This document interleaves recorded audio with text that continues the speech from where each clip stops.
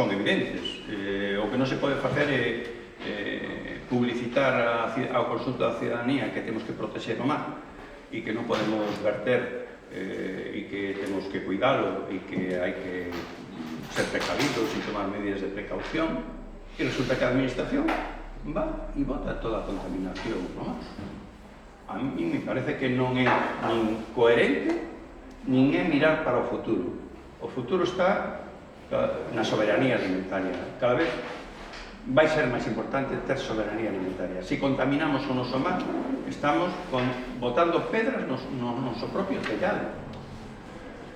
E, de feito, hai un acordo no Parlamento de Galicia que se cita nas alegacións e que, bueno, non está no comunicado, pero está nas alegacións, precisamente por unanimidade de ubicar en terra os dragados da red, precisamente porque daquela éramos conscientes todos de que hai perigo, hai contaminación.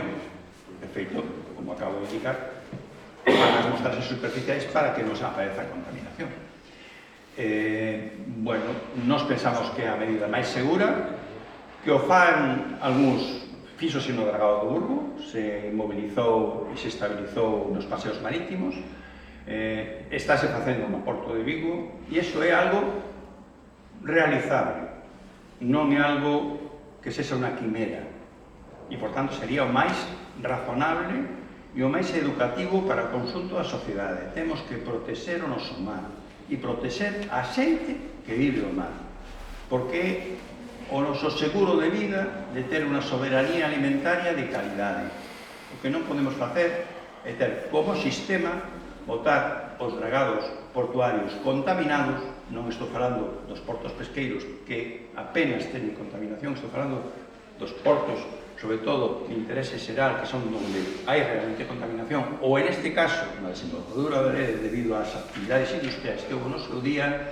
É evidente que ese tipo de dragados hai que mobilizarlos en terra por seguridade para nós e para os nosos fillos, por seguridade para o futuro. Temos que cambiar o chip, temos que pensar sempre en clave de futuro, cara ao cambio climático e cara á soberanía alimentaria. E proteger o mar é fundamental.